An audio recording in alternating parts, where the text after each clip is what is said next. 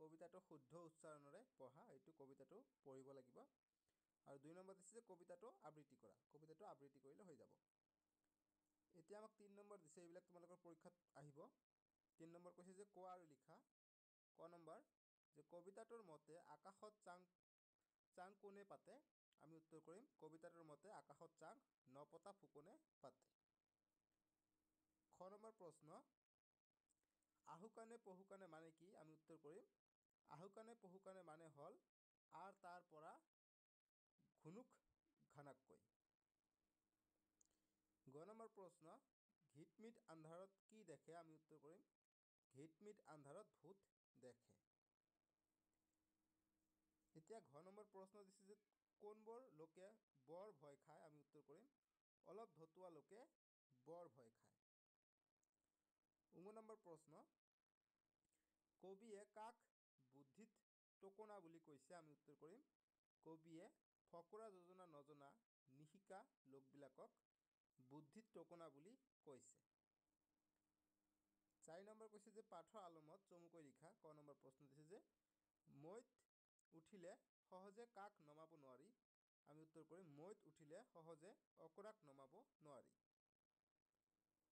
খ নম্বৰটো দিছে যে ওঠোৱাৰ তলত মহৰ কি অৱস্থা হয়? ইম্পৰ্টেণ্ট প্ৰশ্ন পৰীক্ষাৰ কাৰণে। আমি উত্তৰ কৰিম যে ওঠোৱাৰ তলত মহৰ লোভত আপোন ঘাটি আওমৰণে মৰিবলগীয়া অৱস্থা হয়।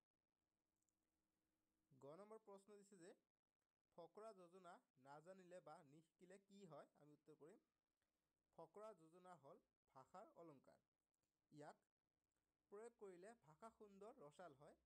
ফকৰা যোজনা নাজানিলে বা নিশিকিলে ভাল কথাও ফলপ্ৰসূ নহয়। এতিয়া আমাক দিছে খ নম্বৰবিলাক ভাষা অধ্যয়ন ব্যৱহাৰিক ব্যাকৰণৰ কাৰণে, এইবিলাক তোমালোকৰ পৰীক্ষাটো আহিব। 5 নম্বৰটো দিছে যে বাকচৰ ভিতৰত থকা শব্দবোৰৰ বিপৰীত অৰ্থ বুজোৱা শব্দ পাঠত বিচাৰি লিখা। যেনেকুৱা আমাক দিছে শব্দ দিছে প্ৰথমত পোহৰ, এইটো বিপৰীতাৰ্থক হ'ব আন্ধাৰ। পোহৰ আন্ধাৰ, অসাধ্য সাধ্য, নিৰ্লোভ লোভ। তাৰপিছত আমাক দিছে যে জটিল লিখিম সহজ, বেছি কম, মিছা সঁচা। এতিয়া আমাক 6 নম্বৰ প্ৰশ্ন দিছে যে পাঠত তোমালোকে হুৰা দোৱা লাগে, বৰষুণ সৰে, চাং পাতে, কথা শুনে আদি জতুৱা ঠাঁচৰ ক্ৰিয়াবোৰ পাইছা। ইয়াৰ আলমত তলৰ শব্দবোৰৰ লগত খাপ খোৱা শুদ্ধ ক্ৰিয়াপদটো চিনাক্ত কৰি খালী ঠাই পূৰ কৰা। আমাক দিছে যেনে কলম ধৰে লয়, গতিকে এনচাৰটো হ'ব কলম ধৰে। তেনেদৰে আমাক দিছে চেপা মাৰে বা পাতে, গতিকে চেপা মাৰে হ'ব। তাৰপিছত দিছে ঢেঁকী বান্ধে নে দিয়ে, গতিকে ঢেঁকী দিয়ে। তাৰপিছত পাচি গঢ়ে নে সাজে, গতিকে পাচি সাজে। এতিয়া ঘ নম্বৰ দিছে যে খেল কৰে নে খেলে, গতিকে খেল খেলে। মৰম লাগে নে ধৰে, গতিকে মৰম ধৰে, মৰম লাগে। এতিয়া 7 নম্বৰ প্ৰশ্ন দিছে যে জতুৱাৰ জট কবিতাটোৰ পৰা 5টা জতুৱা ঠাঁচ উলিয়াই একোটাকৈ বাক্য সজা, গতিকে 5টা ওলাব গৈছে, বহুতো দিয়া আছে কিতাপত, তাৰ ভিতৰত 5টা মই লিখি দিছোঁ। যে আকাশত চাং পতা, লিখিম যে আকাশত চাং পতাৰ কথা কৈ ফুৰা মানুহক কোনেও বিশ্বাস নকৰে। 2 নম্বৰ দিছে যে আহুকাণে পহুকাণে আমি লিখিম পুতেকৰ কুস্বভাৱৰ কথা দেউতাকে আহুকাণে পহুকাণে শুনি বৰ দুখ পালে।